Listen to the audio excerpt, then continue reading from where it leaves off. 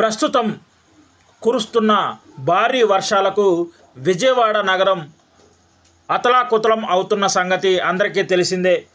విజయవాడలోని పలు కాలనీలు నీట మునిగి వరదలతో పోటెత్తడం సోషల్ మీడియా, ప్రధాన మీడియాలో వస్తున్న సంగతి తెలిసిన విషయమే.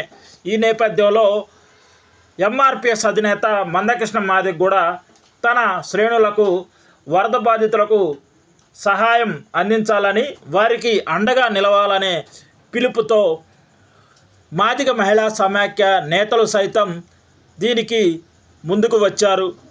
ఈరోజు ఆంధ్రప్రదేశ్ రాష్ట్రంలోని మాదిగ మహిళా సమాఖ్య జాతీయ నాయకురాలు